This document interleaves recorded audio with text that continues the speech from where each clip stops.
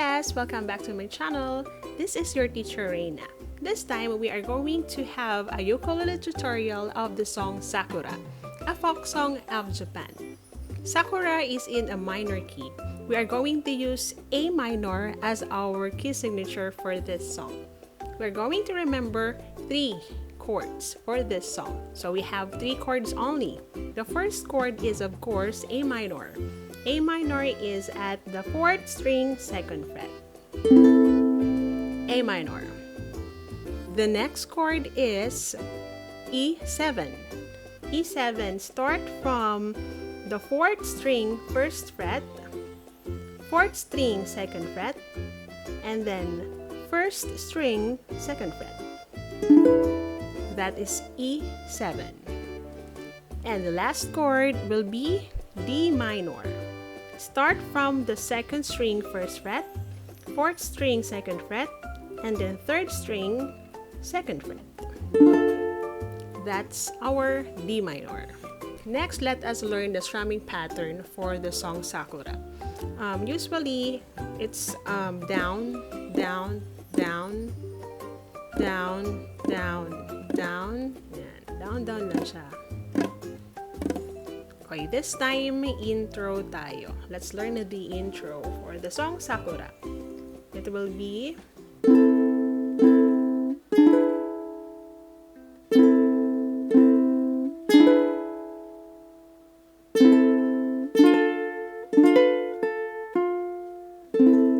yun. So, anong ginawa ko? A minor, E7, E minor, E7, then A minor, D minor. Then from D minor, I press the 2nd fret of the 1st string. Then open. Then the 2nd string na nakapress sa 1st fret.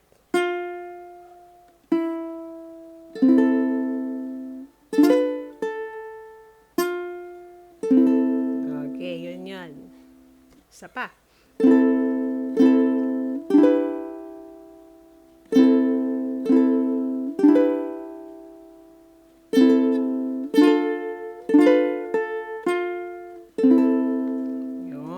Yun ang ating intro sa Sakura. Then, let's proceed to the first line. Sakura, Sakura. First line. Sakura. E7. Again. A minor. Sakura. E7 ulit. Then, Yayo Ino Sorawa is A minor for Ya. Yo is E7.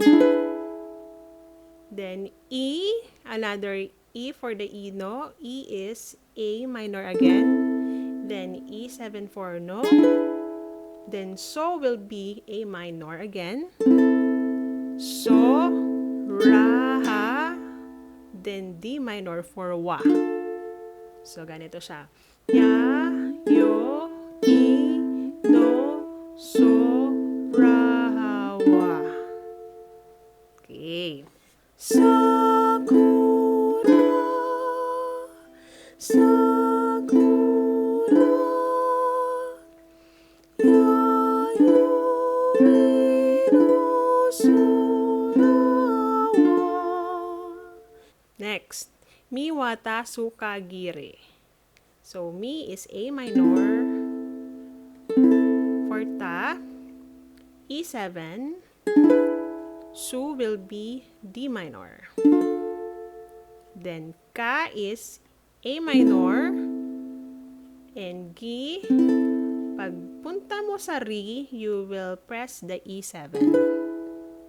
Mi, Wa, Ta, Su, Ka, Gi, Ri. Alright.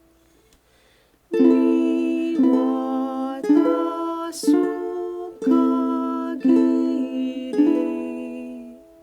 okay, next line, Kasumi Kahomoka. It's just the same with Yayo Ino Surawa.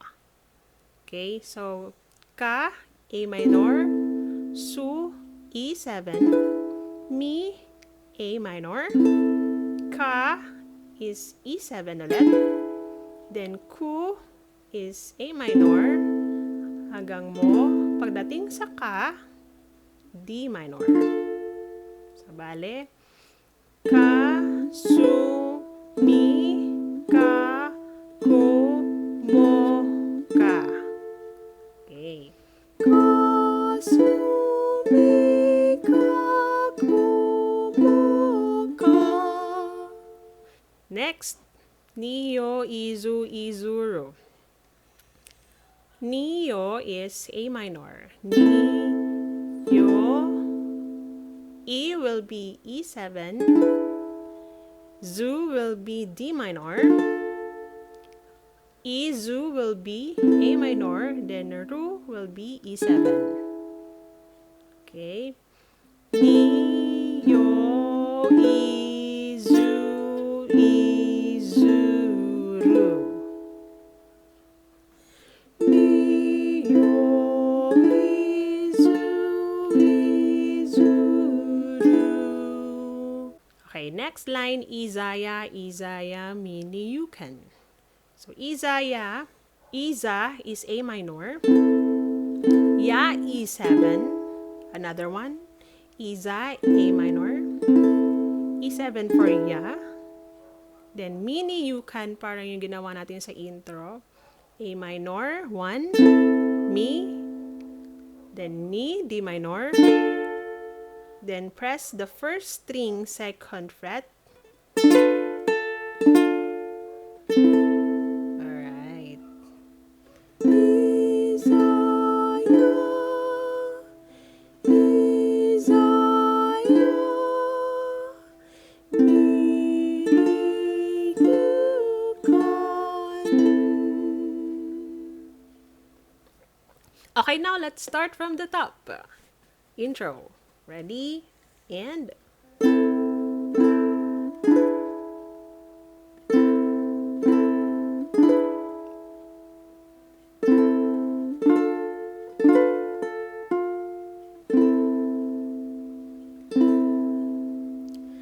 Sakura, Sakura, yayoi no sora wa miwatasu kagiri kasumi kaku mo ka nihyo izu izuru Izaya, Izaya, Mini Yukan. Alright. So that's our Sakura song of Japan. If you like my video, please hit the like button and please subscribe to my YouTube channel. If you have a request song that you want me to include to my ukulele tutorial, please comment it down below. Thank you and bye-bye!